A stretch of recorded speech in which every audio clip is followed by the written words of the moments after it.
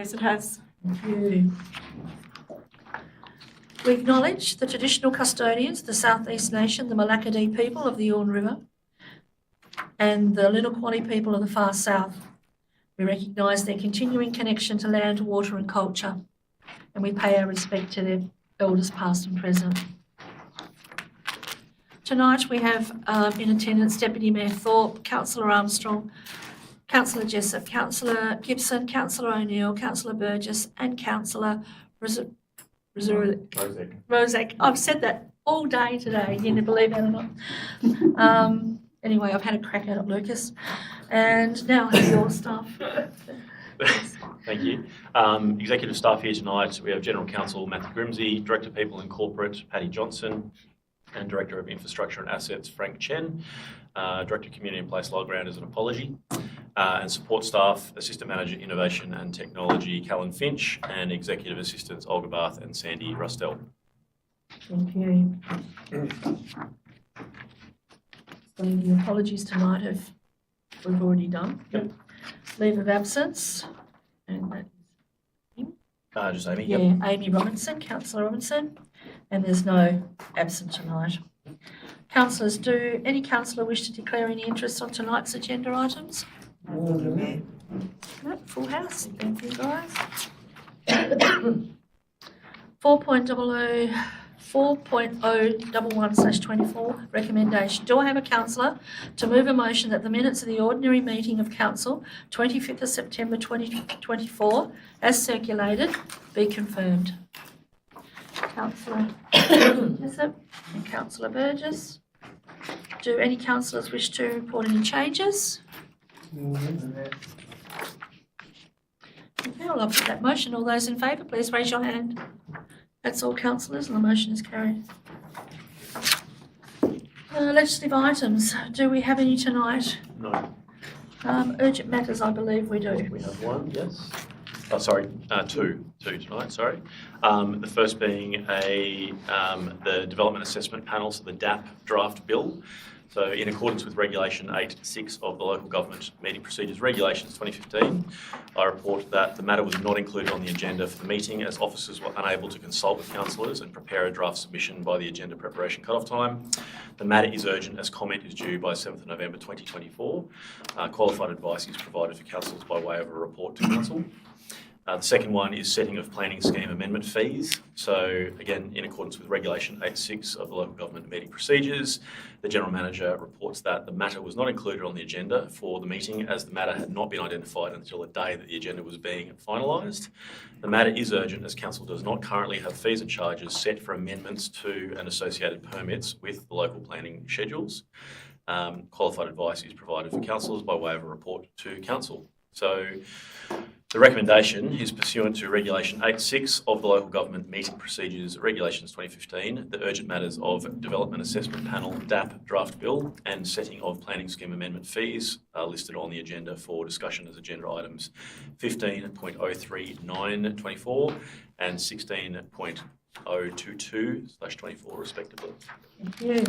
So do I have a councillor to move the motion that the urgent matters be listed on the agenda? Councillor O'Neill and a seconder.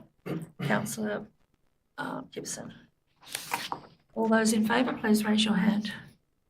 That's all councillors. Motion's carried. Okay. Mayor's announcements. I have a couple that I'd like to do tonight. The first one is that I would like to acknowledge that some members of the public feel that the council has been secretive regarding the resignation of our past General Manager. Human resources matters are treated as confidential matters and their circumstances is not exempt to that treatment. I want to confirm we have shared the components of this matter in which we lawfully are able to and at appropriate times have given as much as we can give. Tonight, as we discuss the 23-24 annual report, I ask the community to reflect on the topic against the context of many positive achievements over the past 12 months. This year we have flipped an expected $1.2 million deficit into a $203,000 surplus, while also improving customer service across the organisation. There is still more work to be done, and we will continue to listen and improve the way we work. Together, we need to leave these matters behind us and move on with making our community the best place to live, work and play. Thank you. I'd also like to congratulate Toby Thorpe in his role as President of Rotary for the success of yet another Hilltop Hike and Gala dinner. I know the 3 recipients of the money were over the moon Saturday night when they received their cheques. They were Jara's House, Gecko and Ewan Women's Health Collective. I'd also like to mention Elijah Abbott, who was the highest individual fundraiser, which was really nice to recognise him on the night. He worked really hard on the hike. I also think that in my opinion, there was council will always need to be and contribute to this essential organisation because it supports mental health initiatives in our valley. So, and I believe that we have a bit of a shining star in Tanya Page, who went over and above her role, and Olivia and Esther done a really good job as well. And I need to mention Yorinda from Harcourts, who just watching her Saturday night was a great help to you, Toby. So yeah, I'd like to congratulate them as well.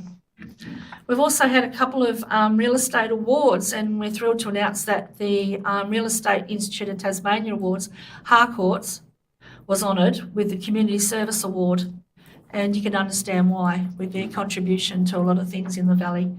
This recognition reflects the team's unwavering commitment to the community, as shown with their connections with the Hilltop Hike. And Homelands, I'd like to put a call out to and congratulate Luella Joy from Homelands on winning the Medium Residential Agency of the Year Award, and to Amber Layton for winning the Rural Salesperson of the Year. It's not bad to have those awards come back into the valley, so well done.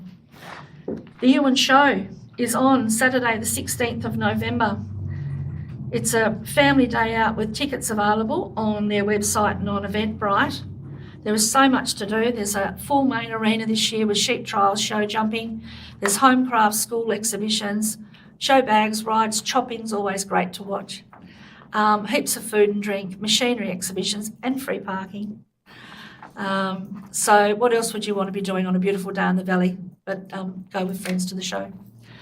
And a reminder that the Yorville Pool opens this Saturday at 10 a.m. with a free entry day. So hopefully the weather's good and everyone pops along and enjoys that day. Okay, public participation. We've had 8.1.1 questions, answers to questions taken on notice. We had one and from Caleb Elcock, and the response is on our website and included in the minutes. 8.1.2 questions given on notice. There was 2. That was from Mr. Jeffrey Swan and Mr. Simon Chadwick, and both the responses are on our website and included in the minutes.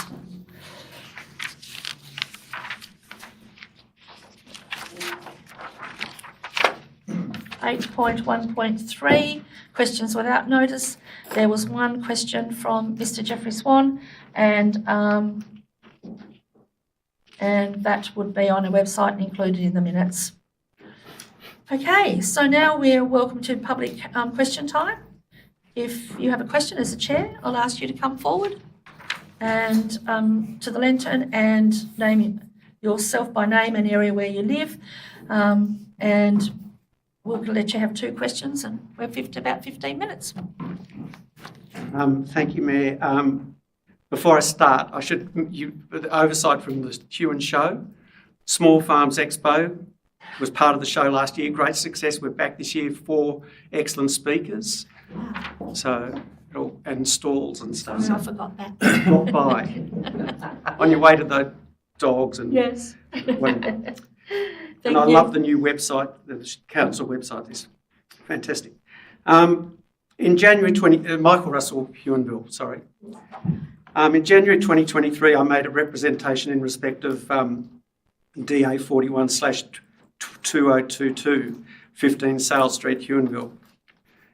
In this representation, I expressed concern at a seeming lack of a safe walkway for residents. And I'm sure you've all seen it. Now we can see the outcome of that as you physically observe that the access steps for the front two units land the occupant on the driveway for the entire complex. Therefore, every time you enter or leave this residence, you will need to watch out for traffic. I shudder to think if you have a young child or dog. My question to Council is this. We all acknowledge the need and urgency for affordable and available housing. However, can Council, in all honesty, taking into account the safety and livability of residents, look at this build at 15 Sales Street and say, yes, we got this DA approval right? Thank you. Thank you. I can pass that one on to take on. Yeah, we'll have to take that on notice, but thank you for the question. Thank you. Do I have any other questions from gallery? Well, thank you, Mike. That was the only one. You haven't got another one? No? Okay. No worries. All right. I'm saying I bypass one up. Okay. All right. 8.2, deputations. Is there any deputations tonight? Petitions? Not tonight.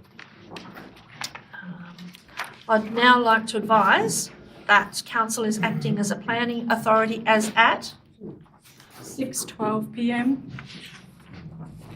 in accordance with the provisions of Part 2, Regulation 25 of the Local Government Meeting Procedures Regulations 2015, the Council will now act as a planning authority pursuant to the Land Use Planning and Approvals Act 1993.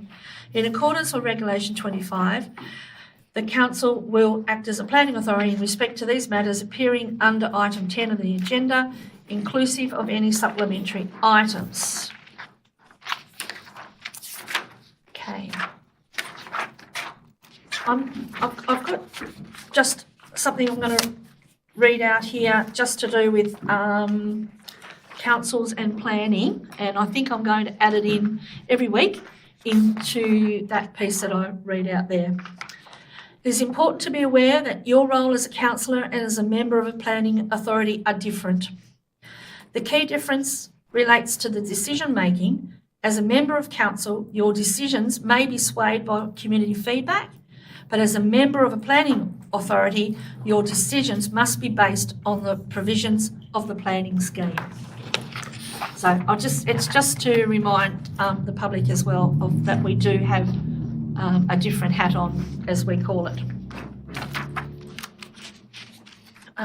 Okay, report number 10.008/24, development application DA 28/2023 for additions to the dwelling of 64 Surveyors Bay Road, Surveyors Bay, CT 138660/4. Do I have a councillor to move this motion, please? Okay, I've got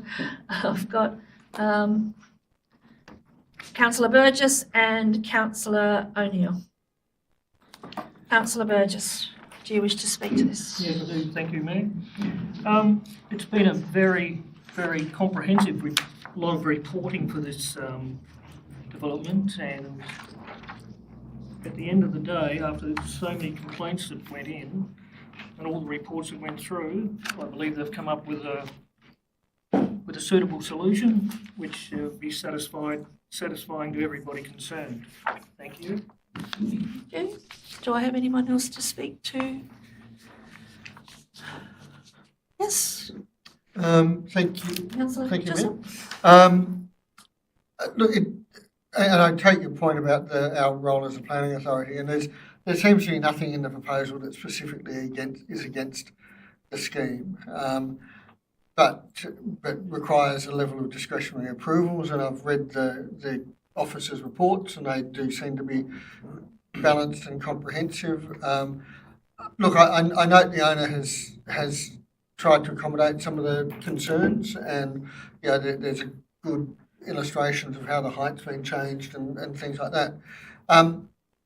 Yeah, I do. I have some sympathy, I suppose, is the right word, for what some of the people are saying, that they live there and they want a certain aspect or perspective. But really, my understanding of the planning authority is we're very limited in what we can consider.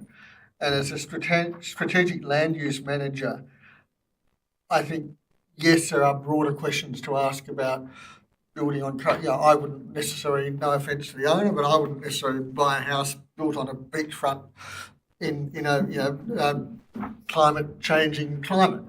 But that said, issues of limiting construction on coastal areas is a much larger planning matter.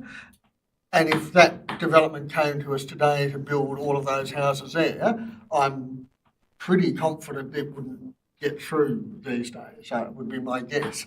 But it is what it is, and we can develop and we can look at it against our role as a planning authority. Those other issues of heritage values and so forth really need to be dealt with as a strategic land use manager, which it hasn't been. So we have no ability to look at it in any other way as doesn't meet what is allowable under the things. And I'd take Andrew's comment, Councillor Burge's comments. There's a lot of reports there, and I shudder to think how much money that would have cost. But they are comprehensive, and I feel informed, and I'm sure the owner of the property feels informed about what the risks are and things like that. So, if they want to build another story on their house, so be it. Get on with it.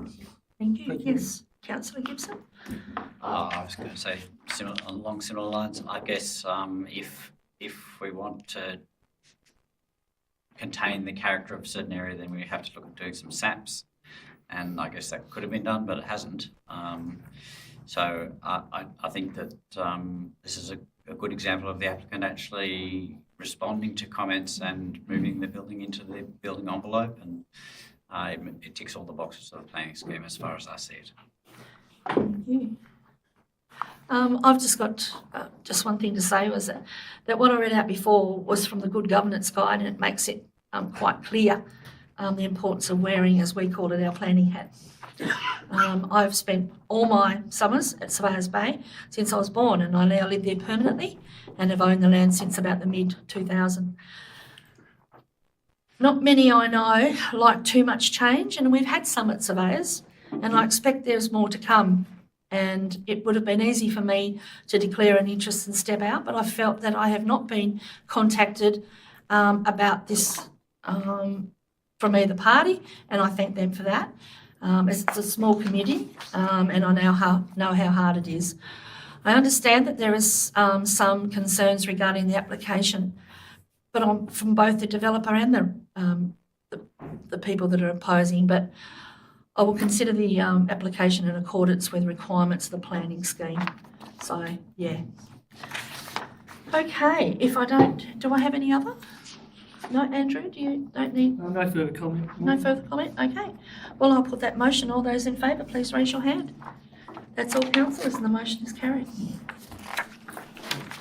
If you will, can I just make it Yes, quick? you can. Just on behalf of the staff, the planning staff, it's been acknowledged by councillors, which is great, but it's not usual that the applicant is so accommodating of public concern, and staff found it really refreshing, and it's very much appreciated, and it's an exemplar of trying to make everybody happy, which is ultimately the very tricky balance that that the planning authority faces every time. So just on behalf of staff, thank you for doing that.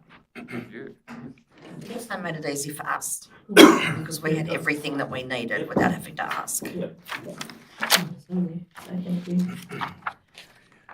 I now advise that the council is no longer acting as a planning authority as at 6:19 p.m. Okay, so now we're up to, are there any councillors wishing to table their activities for tonight? Yep. Well done, everyone. Does anyone want to speak about anything on their activity sheets before we move on? Yes, you may. Mayor, and I was going to put post up on Facebook, but I haven't got around to that, so I'll do a real life post. I attended the TASCOS budget briefing on the 13th of September, and part of that was getting access to the detailed budget papers, and I was there wearing my disability committee, state committee hat. But reading through some of those budget papers, I did notice how many local governments got very important funding through the government election grants, and I know people have referred to them as, pork barreling and things like that. And sure, there is an element of that as well. But I suppose I want to defend the millions of dollars worth of work that we got here in the Huon Valley. None of that was ad hoc, silly, populist decisions, and to all our councillors here, we apart from Lucas, who wasn't with us, of course, at the time, but we met before the election, and we actually brainstormed, and really staff really helped us go through a number of proposals in great detail and tested those concepts, and particularly the couple of major ones that I'd like to call out is a Grove intersection. Like me, maybe it would have been great to have 30 million to actually totally redesign it. But the first step is to spend $3 million on trying to make what is a hideously unsafe intersection better. I see kids pouring out of buses onto the side of the street with cars going down that road at 150 kilometres, well, no, maybe not quite that, but certainly slightly more than 100 kilometres an hour, I'd say, some days. And then obviously the longer term 2 or 3 year grant for the Early Learning Centre, which hopefully will really be able to integrate some good early learning stuff with the school, with the PCYC, and really make a really important hub. So while they were done in the context of an election, and there's a list, and I will put it up on Facebook, but there's a list of some very significant projects that the council's focused on. I won't comment on other things, and I don't know their venue about, but I notice as groups got bits and pieces. But local government can't do the stuff that we have to do without that capital injection from government. Yeah, sure, if they want to make it an election issues, that's how government works. But I certainly would like to just stress to the community, reading down that list, there's nothing that the Huon Valley asked for and received that I felt was frivolous or unnecessary or blatantly pork barreling at all. So I'd just like to make that observation there. Thanks. Thank you. Anybody else wish to? No. I would just like to say that in my activities, I attended the SFL Grand Final luncheon to watch Signet Football Club win back-to-back. Congratulations, Dave. Yeah. Sorry, commiserations to... Okay. 11.010/24. That the general reports and minutes from 1st to the 30th of September 2024 be received and noted. Do I have a councillor to move the motion, please? Councillor Armstrong and Councillor Rosette. Do you wish to speak to any of those? Anybody else got any remarks or comments on the general reports and minutes?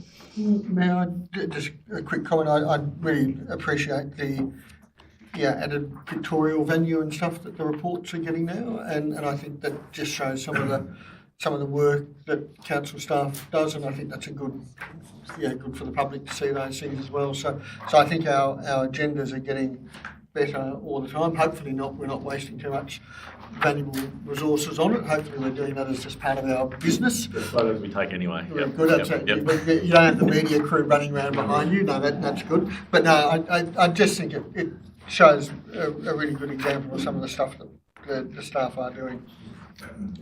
Thank you. Yes, Councillor Gibson.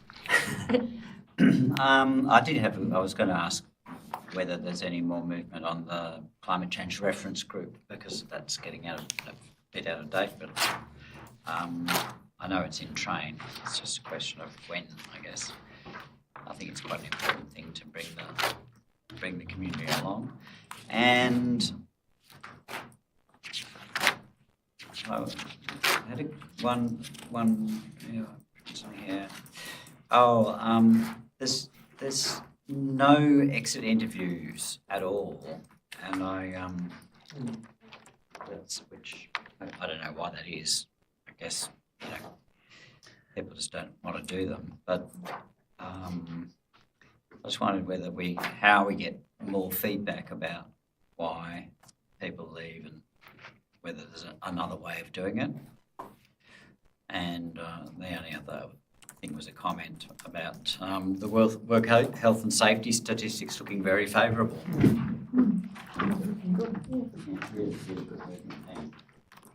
Maybe we can talk about the climate change working group.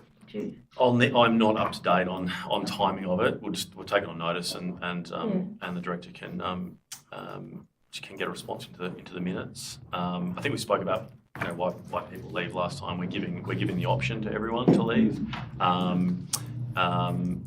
I did conduct an exit interview for this month, so in next month's one there will be one. So when people take it up, it's great feedback and great data that we use. So the offer is always given. It's just whether people are keen to do it or not. Is there anything you wanted to add to that? We've tried every avenue, being other than anonymous, which then wouldn't. Well, there were some anonymous ones. Yeah.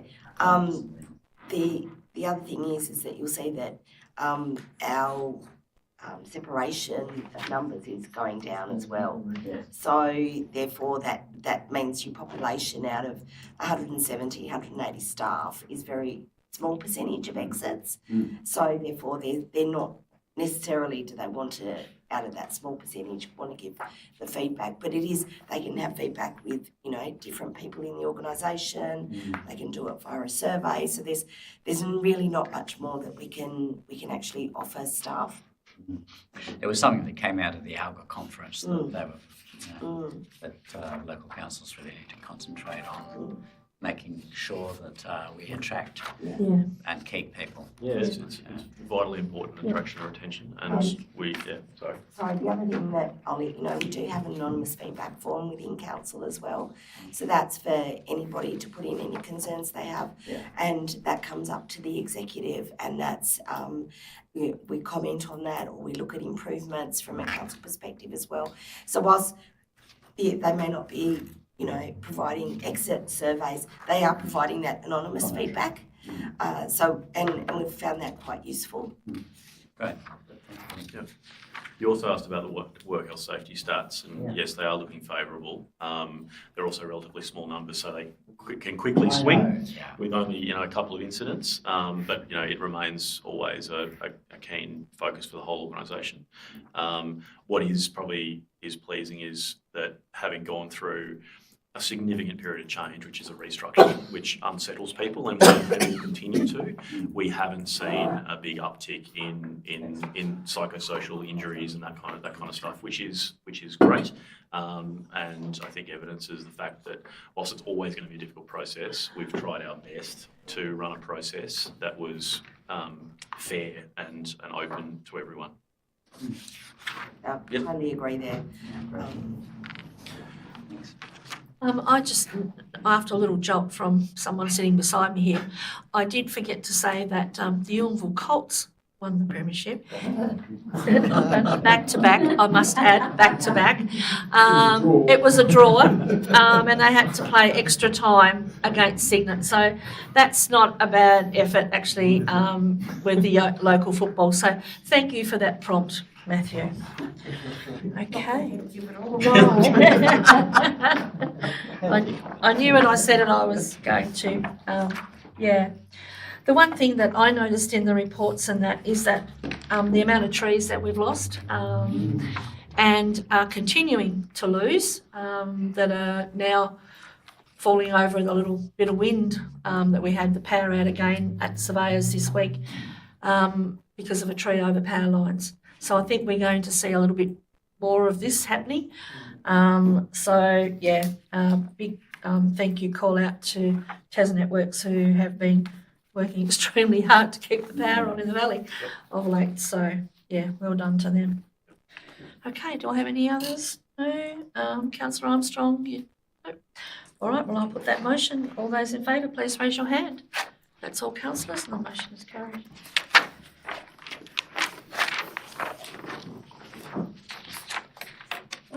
Councillor workshops. Yes. I will just refer councillors to the pretty pithy summaries this month, so I'll just refer you to the agenda. Yeah, thank you.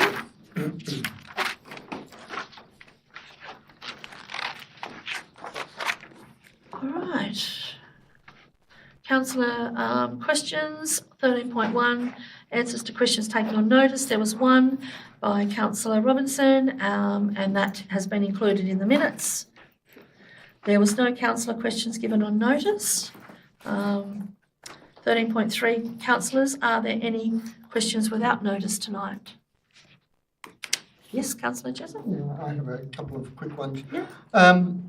On Sunday, I attended a petition launch for STAMP, which is the Southern Tasmanian Meat Producers Network or Collective.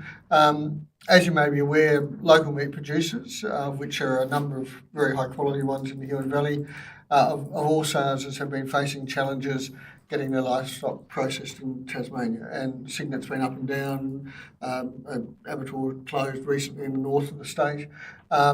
These challenges can lead to more stress for and higher risk treatment of animals, having to transport them, more food miles, loss of local jobs and skills on farms, and I suppose puts at risk all that hard work we've done with the paddock to plate branding that we've spent a lot of time developing, particularly in the Huon Valley. So as a result, a small group, and I'll call out Matthew Tack particularly, who's been driving some of that, have started a petition, and Dean Winter has I think sponsored is the right term for that, for the government to introduce legislation to facilitate best practice approaches for on-farm processing. And there seems to be some regulatory, some inertia challenges with that at a government level. It's a bit hard, but I notice in other states that has been done. So I suppose there's two parts to the question. One is, have we formed an opinion on that sort of side of things? But the second question is, the petition is at the Parliament e-petition site called Support Small Scale Tasmanian Meat Processors. Is there any way that we can put a link to that somewhere on the Huon Valley sites? If I send a link, obviously we're not advocating one way or the other, but we're saying, it's a consultation that's very relevant to the Huon Valley. I'll pass that over to you. I'm for it, but I'll take my I'll take counsel of Certainly, Mayor, I'd probably have some reluctance in the sense of we do one, where do we draw the line on going the other way? It may well be the better approach is to bring this forward as a notice of motion to the next council meeting, where council can put forward its clear position of the government. You may also consider whether or not you want to also put that to Legat as a across the board sector approach. I'll work on that. You asked if we had an opinion on it as well, generally. So we have actually worked, the Mayor and I have worked with STAMP and Dean Winter, and in our role, our important role around, from economic development, etc., worked with and supported this direction, and think it's really important. And I guess I'd thank Matt Tack and members of STAMP for being making it easy to do that advocacy approach and being available and pragmatic. And I think we've done a good job in providing that advocacy role and joining up with politicians to get it moving on. So I'm hopeful that it happens, because it's very important for our small producers and the excellent brand that they've built. Certainly we have something in the Huon Valley. Yeah, absolutely. Sorry, Mayor, can I ask a question through you to Councillor Jessup? Yeah. Somebody I know is supposedly doing a course on how to humanely slaughter and cut their own meat. Is that, does that tie into this somewhere, just because I'm interested to know? It's more about the sale, if I may.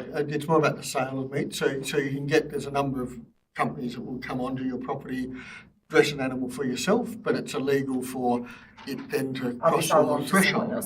So a lot of these guys are actually producing meat to sell. So at the moment it goes to Craddock, and then it goes back to somebody to process and put in little plastic bags and so then sell it. So it's more for that commercial side. And at the moment, it's basically anything that's processed outdoor can't be sold.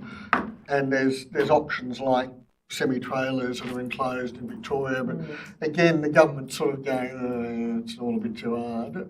So it's a matter of just trying to get that moved across. Yeah, I'm very hopeful that Craddock continues on for a long time, but the economics of, $4 to $5 million assets to process a small number of animals is not necessarily going to stack up in the future.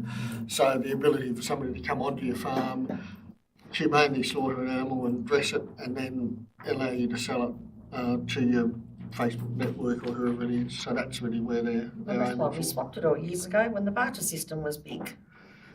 Farmers would swap bits and pieces, but I know what you're I saying. still think that might be illegal. I still think, but I said years ago when but there does need to be something though, doesn't there? Because we do need to produce food, and we are having problems with this. So it's an interesting topic. From a personal point of view, we do some of our alpacas, but I'm not going to put an alpaca in a truck to drive it all the way up No. to Smithton to get it slaughtered, It's cruel. because I know that will be distressing for the animal. So. It is distressing. Okay, thank you. Yes. Sorry, Is that- Yeah. Port Huon Pool Mayor, I understand that almost the last piece of the Port Huon Pool is in place, and that's a power supply. I think I congratulate the staff for getting ducting in and cement bits done and pools tiled and stuff like that. So I believe the power supply is needed for the upgrading of the air conditioner unit, so we don't cause people to get irritation from too much chlorine in the air. So I was wondering if we can get an update on the power supply situation, because I believe it's, I reckon we've been talking that this has been with TasNetworks for at least 6 months now, and I thought it probably would have been built by now, but maybe not. Well, I thought I was going to get through nearly a whole session of council without that. Thank you, My council. pleasure. That's fine. Yeah. Yeah, I can answer that. I don't have all the, do you want to? Sure, yeah, go for it, sorry. Yeah. So there's two parts of the electrical switchboard upgrade. One is the internal, one is the TasNetwork one. So we're working on the internal one, and the TasNetwork one, we just received the quotation from TasNetwork. And that's we have to make the payment, and then it's taken them up to 26 weeks to carry out the work. Hopefully, it's going to take much less time to do the upgrade works, but it's purely relying on TasNetworks to do the upgrade, and it's have to suit their time frame. With the recent wind event, might have some additional burden on their resource capacity, but we're exploring alternative options, whether we be able to operate the HVAC system in a reduced capacity and to bring the opening earlier before the full TasNetwork upgrade completed. So we're exploring the options, and we are waiting for some key equipment to arrive on site before we can get a better idea when the realistic opening time is going to be. So we will provide an update to council and the community early mid next month. That's what we're hoping. So basically, if I'm right, Mayor, so that's 6 months to get us a quote and 6 months potentially to do the work, which obviously I don't want to be too unkind to TasNetworks, but that does suggest a resourcing or a prioritisation issue. 12 months, I don't know if that's acceptable for community infrastructure to wait that long for Yeah, there is quite a GBEs. bit of upgrading in Tasmania happening. I had the same delay on the house I'm building. Yeah. Went on and on and on. But I know that they're working extremely hard on ways that we can work with this problem until we can get it completely solved. So Port's 3 years, Power Network's 12 months. It's pretty good, really. Look, notwithstanding that, I mean, it's something that we can just take as a lesson, that it's another thing where it just means we need our planning to be happening earlier and way ahead, and just prepare for these things, because this stuff happens, and that's what you just got to build into project management. We haven't got this project right from the start, but the team that are on it now are doing a bloody good job to get it done. And it will be, there's no doubt it will be an excellent job by the time they finish. There's the Paul and Southern upgrading. Tasmania. But also the upgrading the power network, it's going to benefit the whole of Port Huon. So, That's it. yeah, just frustrating. I know. We never really planned the project at all, it just Oh, got no, happened. that's a bit cruel. No, but that's right. You are. It was one of those things that had to be done, had to be fixed or not fixed, so, but 12 months is a bit, yeah. Anyone watching from Test Works? That's a hope. All right. Any other? Is that your yes, Councillor Burgess? While we're on the pool, just a question concerning emergency management. The Port Huon Sports Centre has been put forward as an emergency evacuation centre if need be. Is that still going down those lines or not? And my question is, has thought been given to a generator connection for plugging in a big generator in case it's needed? Through to you. This would be the ideal time to do it. Mayor, so that question was raised in the scoping phase and the switchboard upgrade. My understanding is that the switchboard has the capacity to be upgraded to allow generator to be plugged in, but currently it's not in the scope given the budget and scope original plan for, which is already chewed through all the budget. But we can look at that as an option down the track.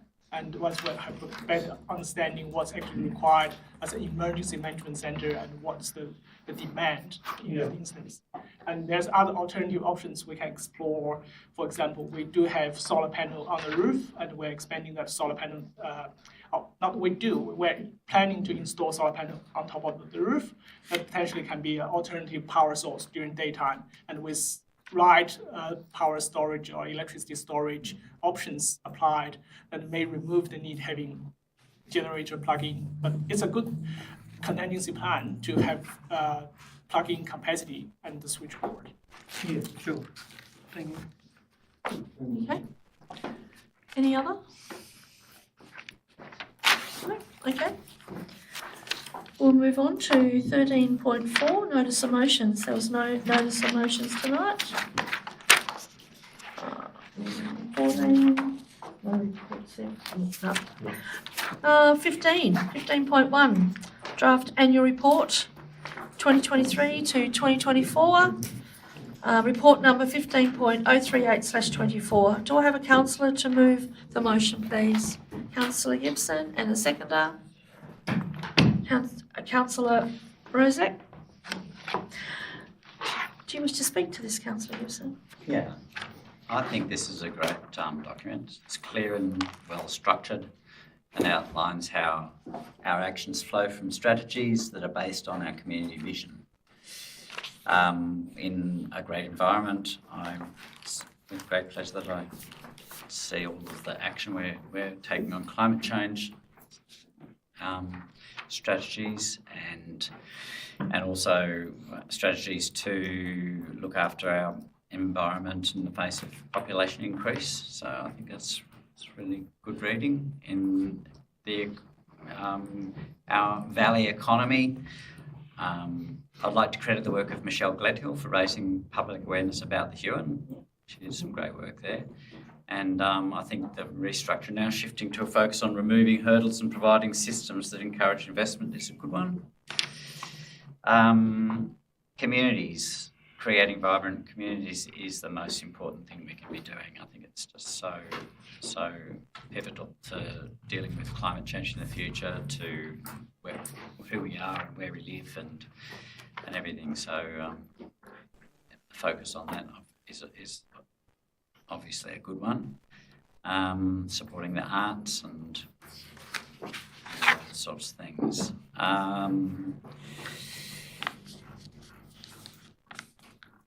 Also, the improvements in governance, I think, that you can read that in the document. The focus of the CEO and ELT on communication and strategic thinking. So I was very pleased to read. I found it an easy read and I thought it was a good document. Thank you. Do I have any other comments on? Just a very quick one. We all had a chance to give it a bit of a proofread over, and I thank staff for. I think a number of our comments have been incorporated in there. So I know that was very last minute. So they would have burnt the midnight the candle at both ends to achieve that. 56, page 56, just see the note about the assets there, that they've put a nice table in. Yeah, I think that's a very good message for us all, that there's $320 million worth of assets, of which 200 and something million of it is roads, bridges and stormwater and stuff. And echoing Councillor Gibson's comments, they're all the things that we're going to have to try to build back better when they get flooded and stuff like that. So while I don't give a toss about why climate change has happened, the climate is changing, and there's no doubt that as council we need to be very considered in our asset management leading into the future, and it's a big job to come, I reckon. Yes, we have been pushing Build Back Better, and every time we get the opportunity, And there is some money floating around, as we saw in Canberra when we went there, that that the government is starting to recognise that. But it's a lot of assets to look after. any other? Yes, Councillor Armstrong? Thanks, Mayor, through you. I really encourage people to have a read. Yes. I think the last time we had one of those, I made a comment about it was probably not going to be something that people would want to really get their hands on and have a little gander, because it was fairly uninteresting, even though the information was there. It was a different level of what it is now. This is more engaging. It's simple. I think council have delivered on, the availability in these pages for everyone to understand what it says. It's down to earth. It would also be very interesting for people to have a look and have a read about what council does actually, touching on what Councillor Jessup just said, own, manage, operate, because it is so much more than roads, rubbish and rates. And there's only 20,000 people that live in, not quite 20,000 people. And it's a huge asset base. Big area.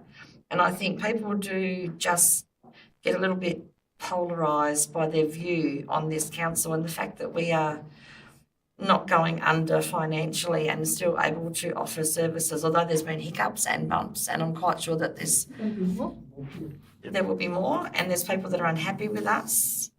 I think there's more positives than negatives. So I think, if you're that way inclined and you want to have a look, pick it up and have a read. Thank you. No worries. Maybe two supplementary, if I can. Obviously, it's online for people, but I'm assuming we'll have hard copies at the counter for those that don't have. Yeah. We print out a small batch of hard copies each year, so we'll have some down there and keep them replenished. And the other question, Mayor, is the audit report. It is a fairly thin report. There's not a lot of findings. And I know boards, it's commonplace for boards to actually have a chance to meet the auditor.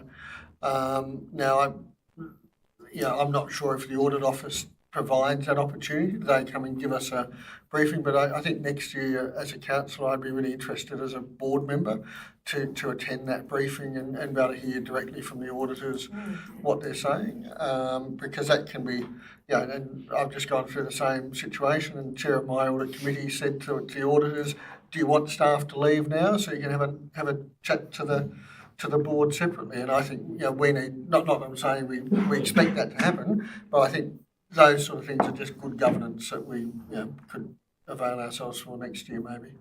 If I can just add, that is a practice of the audit panel anyway. So the audit panel will take a time alone with the auditor without staff. So maybe if we let all councillors know when that meeting is on next time, when the auditors are coming. That would be the simplest way to do it. Yeah, it's just make it a. Yep. Yeah. Thank you. All right. Do I have any others? No? Councillor Gibson, do you wish to? No, thank you, Mayor. All right, well, I'll put that motion. All those in favour, please raise your hand. That's all councillors and the motion is carried.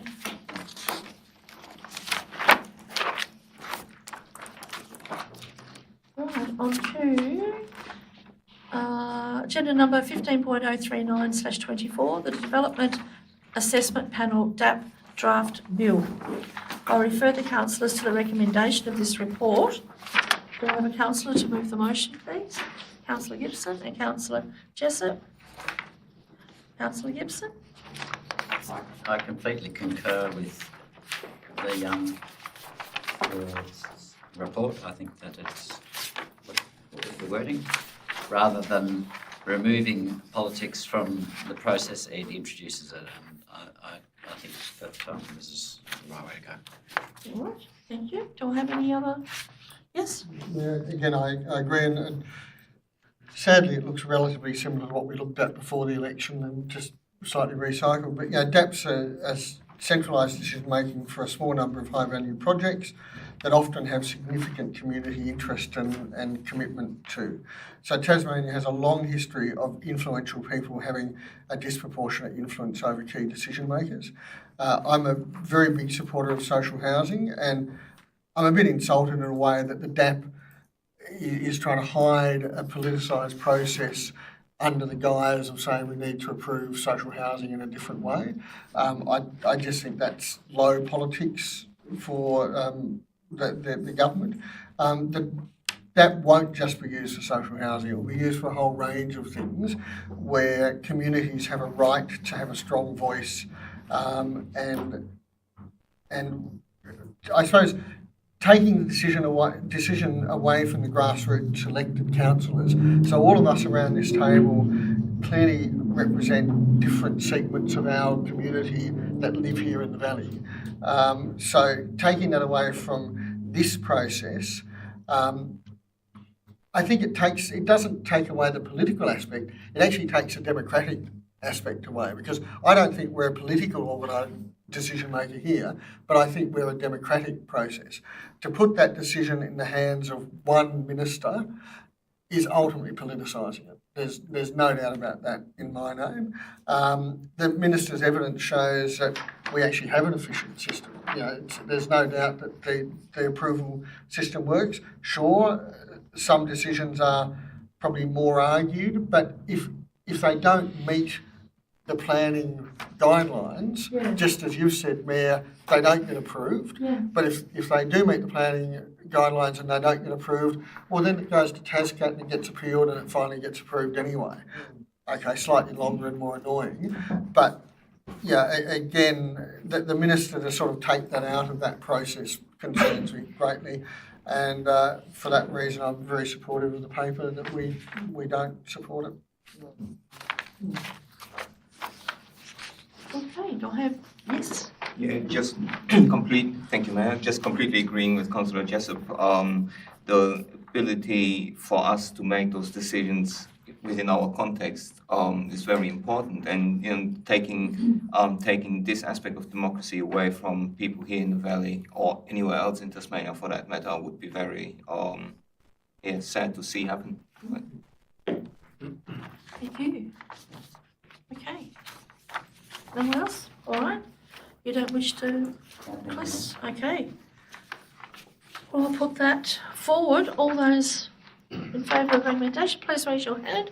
That's all councillors. The motion is carried.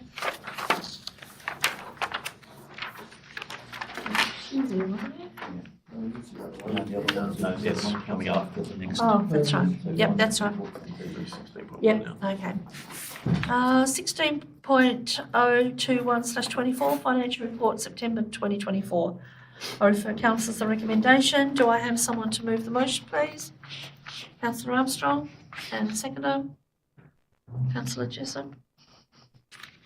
Do you wish to speak to this? No? Do I have any other comments or questions or statements? It's early days this quarter, but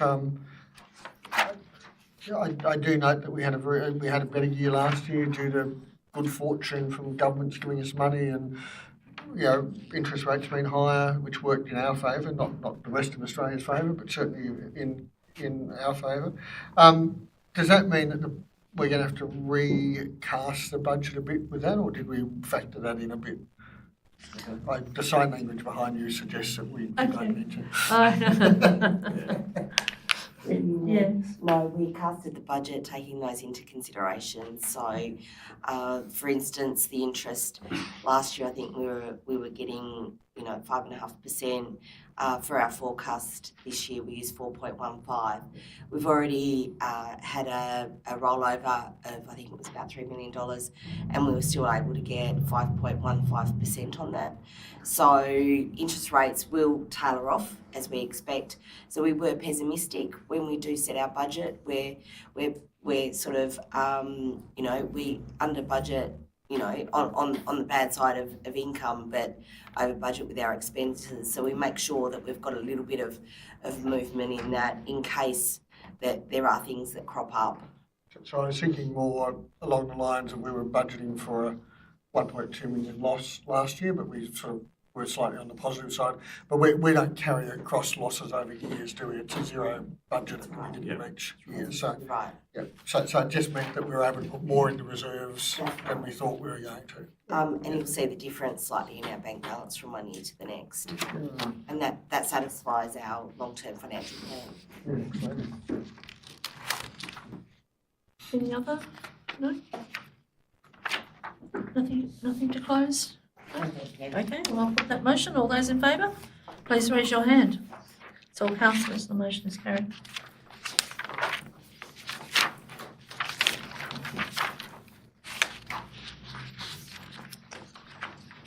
Okay, report number 16.022/24, setting of planning scheme amendment fees. Do I have a councillor to move the motion, please? Councillor Armstrong and Councillor Gibson. Do you wish to speak to this, Councillor Armstrong? Just briefly. Yeah. Through you, Mayor, I'm glad that this has come up because I think this has been a question that's been asked to me several times, how much are fees, what happens if you change your mind, what happens if you need to amend something, how do you do that? So it's nice to actually now have, what do you call it, policy, I suppose, if you like, or what do you call this, policy? Rules, regulations on how it's going to be set and done. I like this, it makes it easier for people. And it's a question I haven't been able to answer because I didn't actually know how it would go. Yep. I do now. All planning fees, for future questions and for anyone listening, all our planning fees are published on our website for all the different statutory functions that we do. Yes, So they're all those there. we know about, but if there was some other question that wasn't covered on those, I wouldn't actually know, like the cost of changing things or amending things or adding things, or the difference in these, Yeah, sure. what do you call that? Land use things and, These changes, once done, they'll be up on the website okay, as well. excellent. So that'll be good too, because I sort of, they're little things that you don't think of until somebody has a problem with it, and then you don't know how to answer the question because you think everything's set in stone, so it's nice to have a bit of flexibility. Sure. Yeah, that's all. Thank you.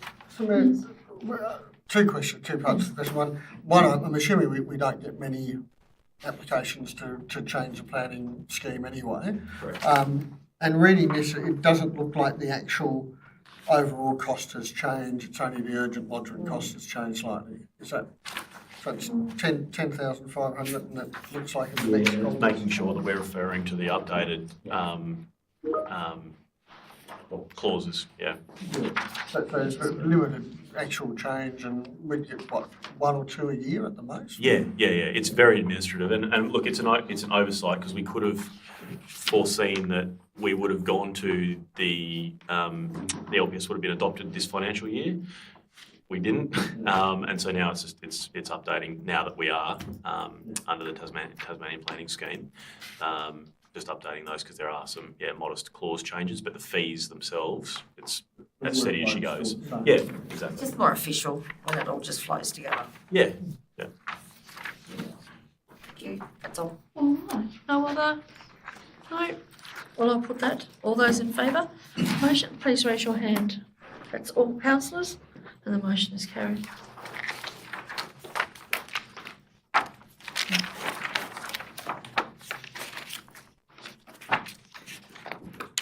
No 17, no 18, into closed. 19.050/24. We're about to move into closed council, so I'd like to thank those in the gallery. Thank you for tonight attending, and those and those from watching at home. The next meeting of council is on Wednesday, the 27th of November at 6 p.m. The recommendation is that the meeting now be closed to the public at 7 p.m. pursuant to Regulation 15 of the Meetings Procedures Regulations to discuss the following matters. Do I have a councillor to move a motion to go into closed? Okay. I'll go Toby Thorpe, Councillor Thorpe, and seconder Councillor O'Neill. All those in favour, please raise your hand. That's all councillors. I advise that in accordance with the Huon Valley Audio Recording of Council meeting policy, recording of the open session of this meeting ceased at